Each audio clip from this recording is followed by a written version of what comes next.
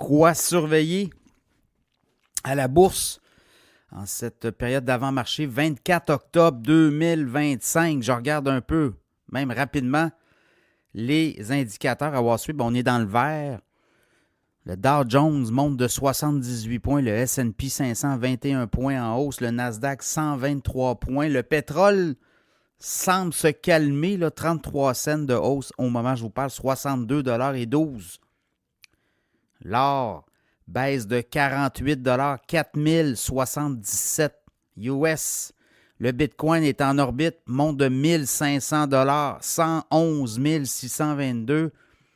L'Ethereum, tout près des 4000 $. Du côté du Hang Seng, c'est 192 points de hausse du côté de Hong Kong.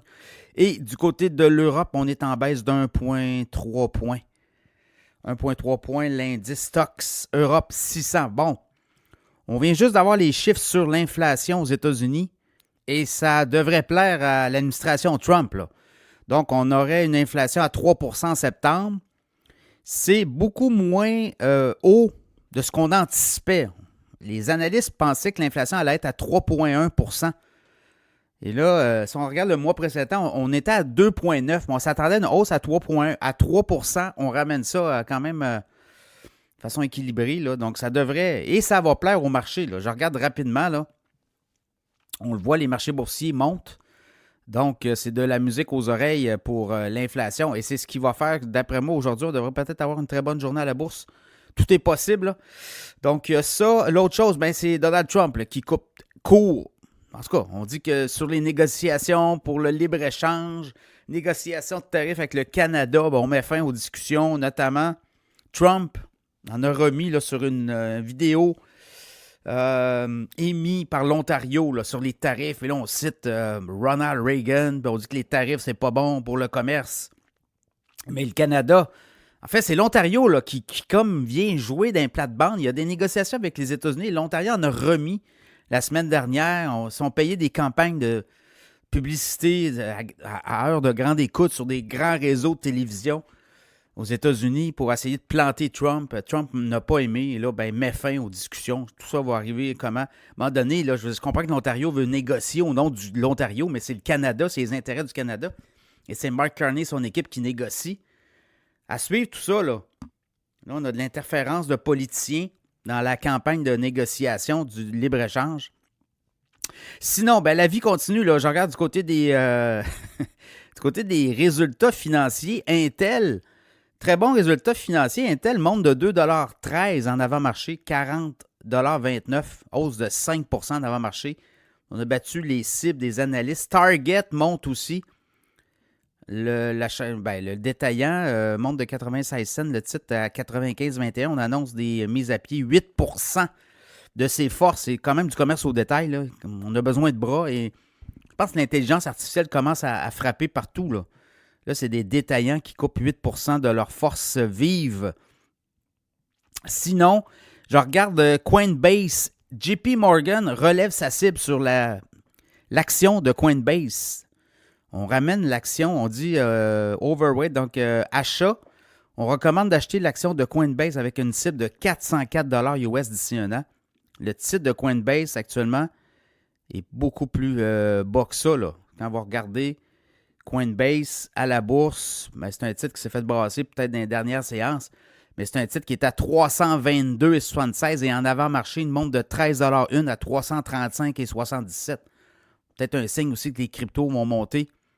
On va surveiller ça aussi. Les cryptos ont descendu. On a atteint un ATH, le Bitcoin, 126 000 dans les dernières semaines, mais là, on était autour des 110 000, 111 000 là, quand on regardait. Là, il est à 111 622. On pourrait aller peut-être plus haut que ça aujourd'hui. On va voir. Sinon, là, je regarde les autres. Les négociations avec la Chine. La Chine semble vouloir négocier de façon... sérieuse avec les États-Unis. La semaine prochaine, on a un sommet Trump, Xi Jinping, président de la Chine. Donc, on aura là des discussions pour traiter, notamment sur les tarifs. Et là, on dit qu'on doit coopérer. Le message, c'est qu'on doit coopérer, on doit dialoguer ensemble. Ce que les Chinois le laissent entendre. Et l'idée que Trump abandonne le Canada sur les discussions, c'est peut-être pas innocent non plus avec les avancées de discussion avec la Chine. Comprenez que le Canada discute aussi avec la Chine. On semble vouloir reprendre les négociations, les discussions avec la Chine. Donc là, tout ça est comme tout entremêlé. Et le Canada est stratégique pour les Américains. Donc les Chinois, en mettant fin avec les discussions avec le Canada rapidement, on va peut-être pouvoir dealer quelque chose avec les Chinois où on semblait peut-être... voilà, là, il y a beaucoup de géopolitique là-dedans. Procter & Gamble, le titre monte de 4,99 $ en avant-marché, 156,14 $. Des très bons résultats, là, 1,99 $ de profit par action. On attendait 1,90 $, 22,39 milliards de profit. On attendait 22,18 milliards. On a battu les attentes des analystes. Le titre semble plaire aux investisseurs. Google et Anthropic annoncent une entente de plusieurs milliards de dollars. Et on va jumeler les forces. Donc, voyez-vous, il commence à avoir des gros joueurs de l'IA qui commencent à se liguer ensemble contre OpenAI, ChatGPT et autres. Et dans le cas de Google Anthropic, ben là, Google, le titre monte de 3,5 $ en avant-marché, 256,50 $, 1% de hausse.